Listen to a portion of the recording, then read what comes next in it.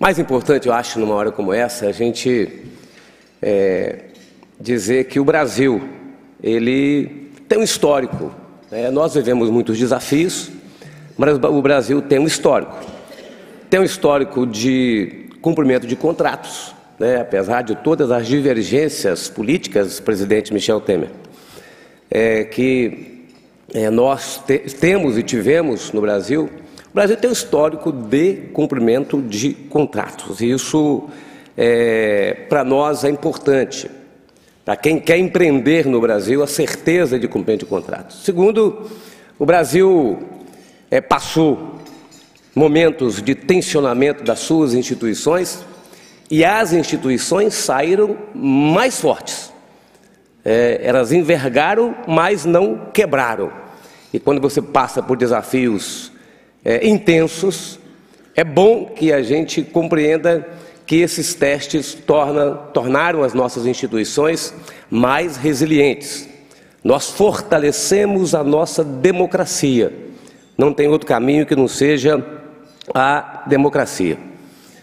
O Brasil tem a oportunidade, sim, de fazer o que nós estamos fazendo aqui agora, neste encontro, nessa semana do Brasil e Nova York, de fazer relações internacionais produtivas e de colocar o Brasil na posição que ele merece. O Brasil tem desafios neste momento. Acho que o maior desafio nosso é o desafio político. Como nós vamos ter estabilidade política, onde nós temos um ambiente ainda de tensionamento no nosso país, onde nós temos o Congresso que foi eleito numa eleição muito disputada, com um perfil diferente daquilo que nós tínhamos no Congresso em outras legislaturas. Lógico, fazendo análise de fora, que parlamentares farão uma análise muito melhor do que eu, mas nós temos hoje uma cristalização do posicionamento ideológico de diversos parlamentares.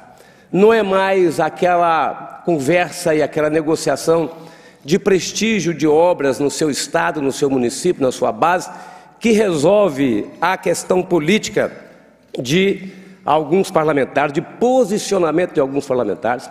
O grande desafio do governo do presidente Lula é estabilizar as relações com o Congresso Nacional, que é um ambiente de dificuldade. A gente sabe, se não tiver um ambiente de estabilidade política, as ações do governo ficam mais difíceis, como nós estamos vendo agora, neste momento.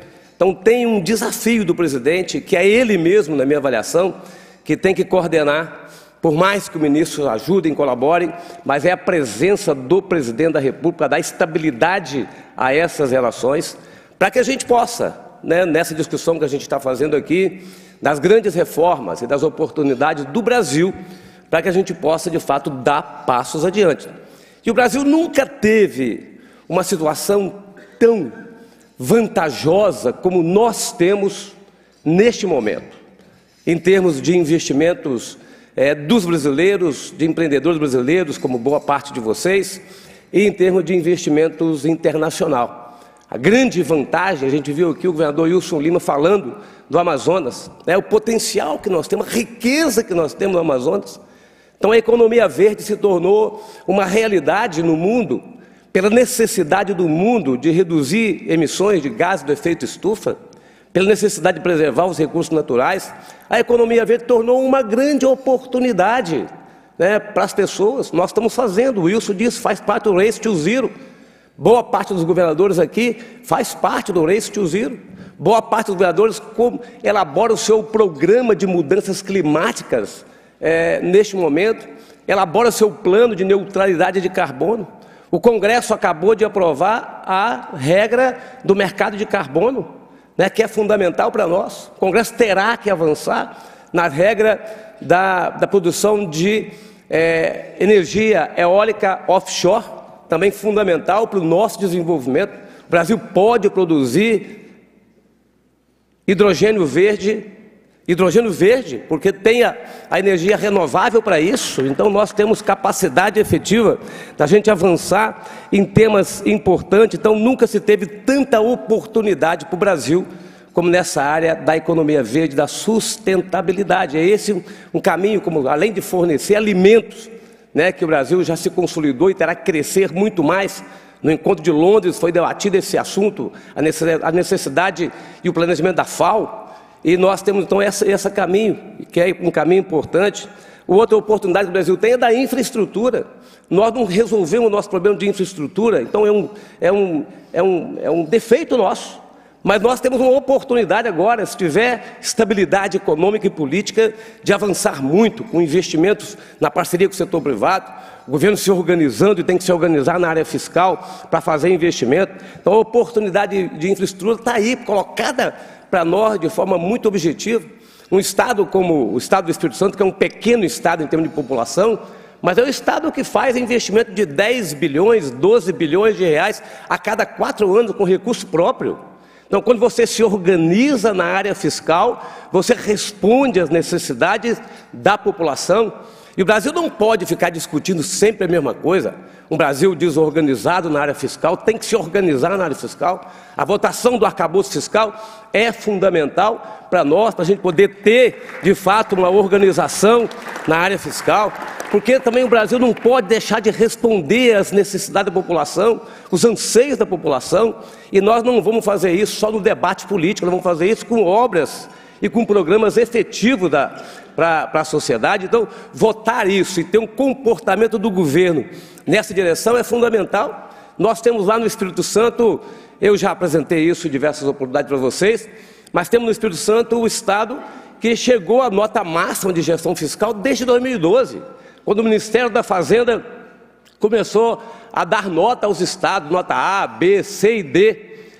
O governo do Espírito Santo, desde 2012, quando eu governava pela primeira vez, alcançou nota A, e a nota A de lá até agora é uma cultura de gestão fiscal. Independente de posição de esquerda ou de direita, gestão fiscal é fundamental para a gente responder aos desafios da sociedade que nós estamos representando.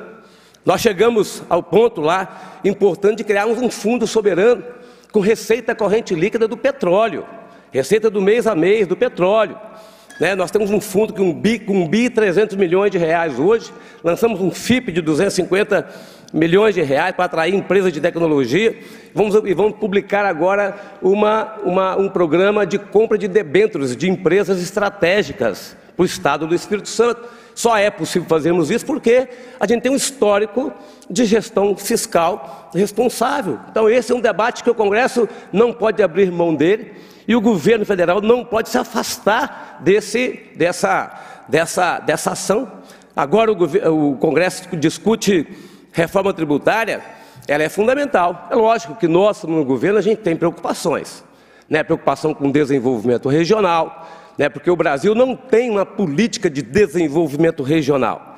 Então os governos fazem desenvolvimento regional com incentivo, usando o ICMS, que é um tributo do governo estadual. Então a gente faz, a hora que você coloca o tributo no destino, você perde a capacidade de fazer a gestão dos incentivos, com relação ao desenvolvimento de cada região. Então temos preocupação com isso, temos preocupação com relação à compensação de receitas, temos preocupações, mas votar a reforma tributária é também uma decisão importante para a população brasileira e para a gente poder empreender com menos burocracia necessária. Então, assim, temos ainda tarefas gigantescas, mas o que nós desejamos efetivamente é que esse país se organize para a gente poder fazer a maior reforma que a gente precisa fazer, que é a reforma social, com investimentos permanentes e estáveis na área da educação, com programas de inclusão social, que é fundamental. Um país rico como o nosso não pode viver e conviver com um ambiente de desigualdade social como nós temos no nosso país ainda. E só é possível com um Estado organizado, com estabilidade política e com capacidade de diálogo. Este é um caminho que pode, de fato, levar o sucesso do nosso país, e nós apostamos muito que a gente vai seguir e perseguir esse caminho. Muito obrigado a todos vocês.